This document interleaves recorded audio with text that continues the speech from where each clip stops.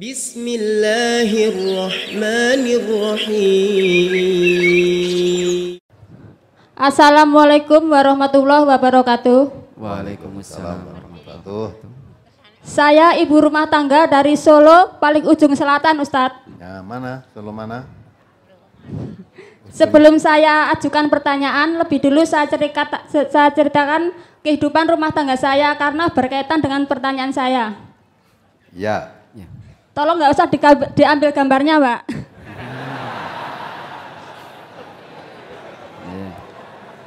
Begini Ustadz, saya menikah tahun 1992.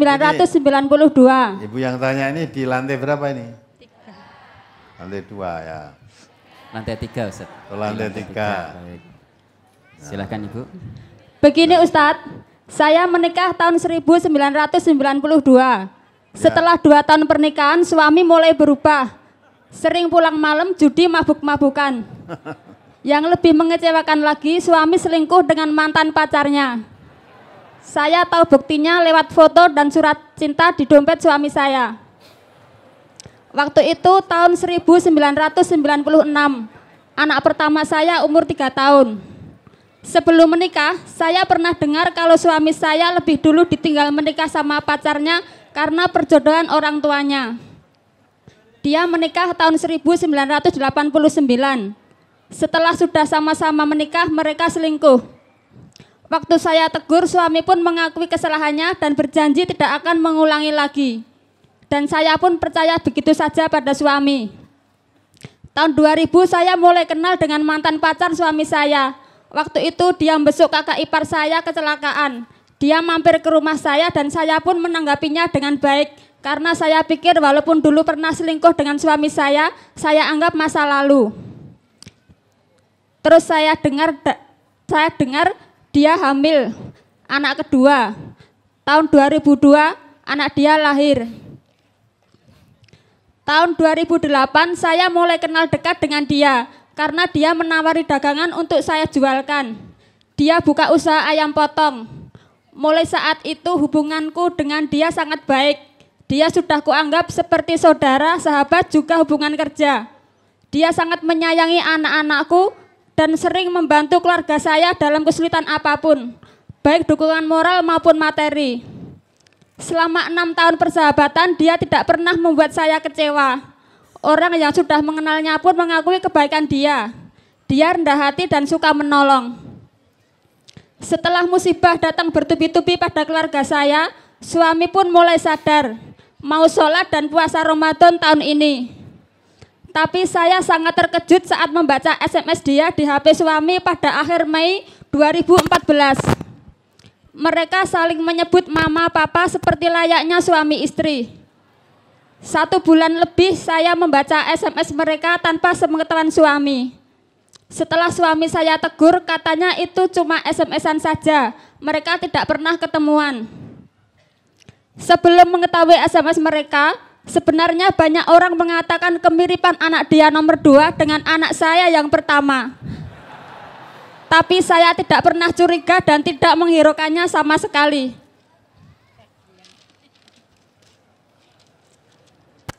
Saya pikir itu cuma kebetulan saja karena saya sangat percaya kalau suami saya tidak selingkuh lagi semenjak saya tegur 18 tahun yang lalu.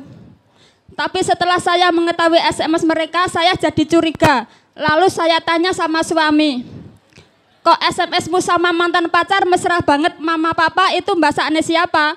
Apa bahasanya anak dia nomor 2? Itu anak siapa mas? Setelah suami saya merasa terpojok dengan pertanyaan saya, dia pun mengakui kalau pernah tidur dengan pacarnya belasan tahun yang lalu. Dari pengakuan suami saya jadi yakin kalau itu anak suami saya.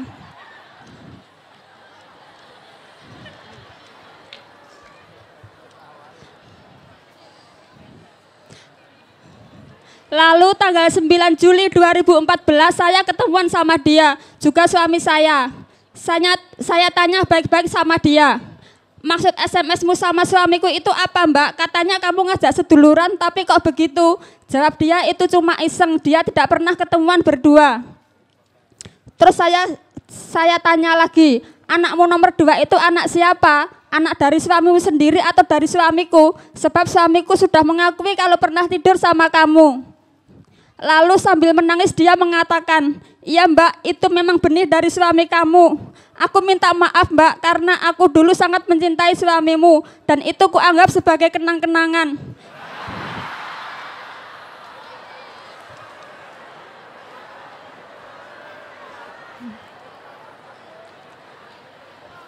Tapi aku tidak bermaksud merusak rumah tanggamu mbak.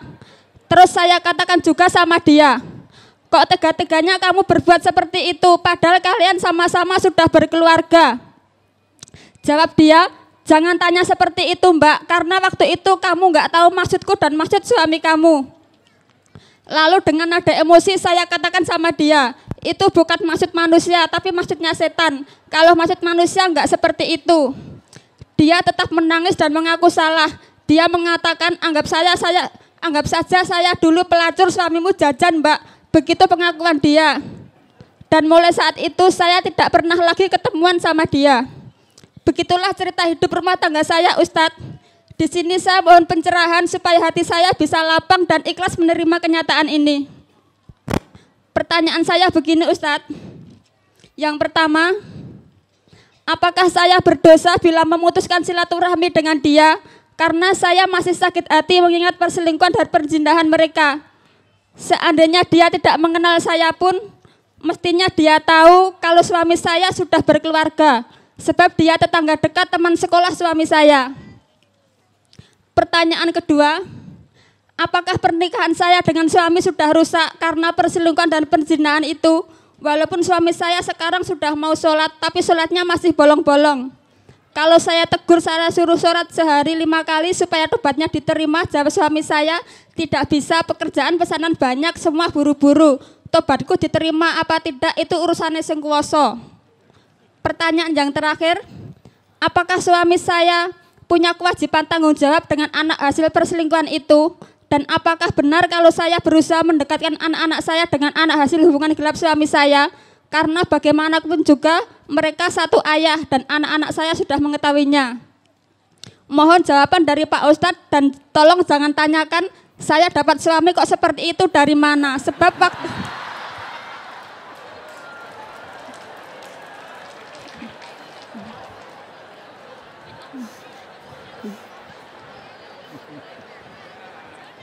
Sebab waktu menikah kami sama-sama kafir. Tapi alhamdulillah di usia saya yang sudah 43 tahun ini, saya mendapat petunjuk dan saya akan selalu berusaha mengamalkan Islam ini secara benar menurut tuntunan. Mohon doanya dari Pak Ustadz supaya saya selalu istiqomah. Wassalamualaikum warahmatullahi wabarakatuh. Waalaikumsalam. Saya enggak jadi tanya.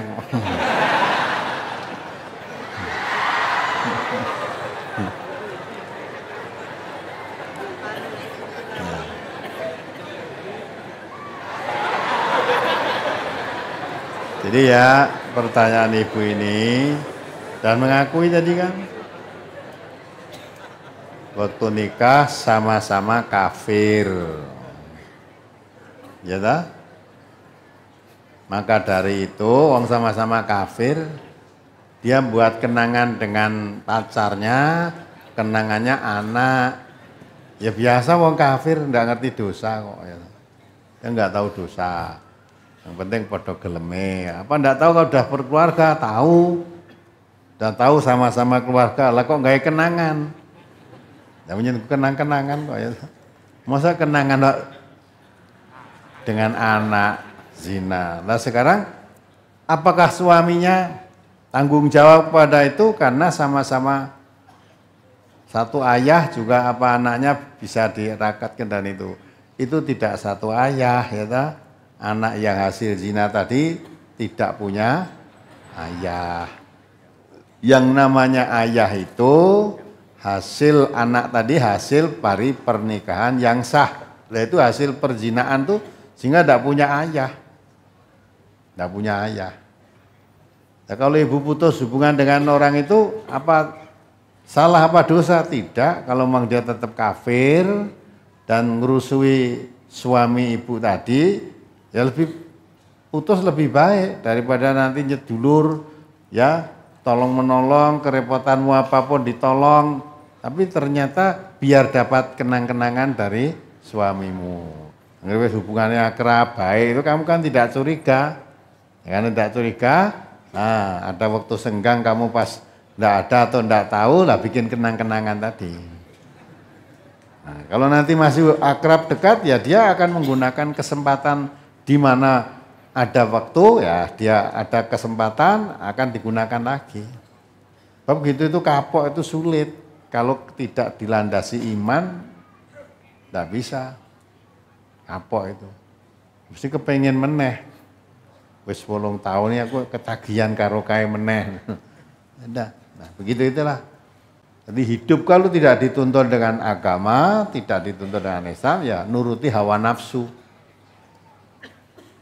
Jadi hawa nafsu itu inna nafsa la ammaratun bisu.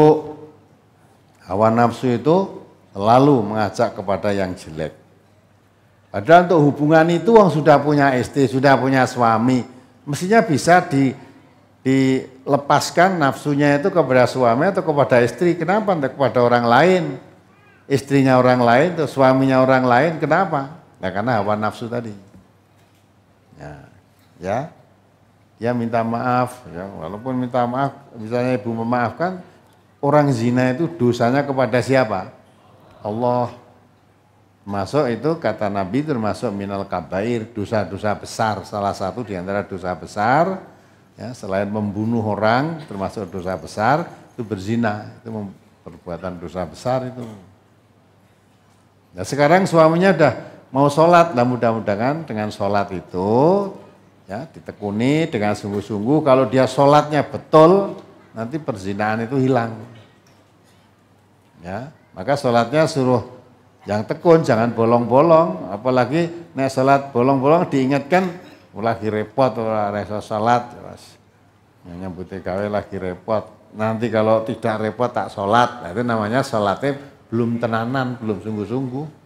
Kalau salat itu merupakan suatu kewajiban, ya repot toh kayak apa, tinggalkan untuk salat, karena salat itu lidzikri, aqimus shalah lidzikri. Dirikan sholat tuh ingat aku maksudnya Allah. Ala bidzikrillah tatmainul qulub. Tahuilah bahwa ingat kepada Allah itu hatimu tentram. Kalau orang sholat sungguh-sungguh, sholat itu mengingat Allah, maka kan berbuat zina, mengikuti bujuk rayu setan, ingat pada Allah. Ini perbuatan yang dilarang oleh Allah, yang dilaknat oleh Allah. Tidak jadi nanti. Ya. Karena sholatnya bolong-bolong, ya ingatnya kepada Allah setengah-setengah atau mungkin sangat sedikit. Tidak pernah ingat malah. Ya, ingatnya pada mantan pacarnya saja. Nah itulah. Maka kalau sekarang udah mau sholat, itu tadi perjalanan peristiwa hidup pernikahan masih sama-sama kafir, ya biasa orang kafir gitu itu biasa. Karena tidak ada yang ditakuti. Takutnya hanya nek konangan manusia, nek kepada Allah, Allah itu tidak tahu, tidak ada gitu loh. Tidak yakin bahwa perbuatannya ini dia saksikan Allah. Nah sekarang setelah sholat itu, suruh sungguh-sungguh yang sholat, kamu sholat dah Islam, maka ngertilah, ngaji biar ngerti Islam sebenarnya. Sehingga kamu sholat dengan betul juga. Ya, kalau udah masuk Islam itu sholatnya 5 waktu sehari semalam. Tidak sak kobri atau sak geleme, tidak, lah gitu. Nah, kalau memang sholatnya suruh 5 waktu tidak mau, ya sak kobre ya dia masuknya Islam itu setengah-setengah. Padahal perintah Allah, ya ayyuhalladzina amanu udkhulu fis-silmi kafah. Kalau kamu ngaku jadi orang iman, masuk Islam secara keseluruhan, bleng itu Islam. Ya. Aturan Islam dijalani semua. Ya, begitulah Ibu.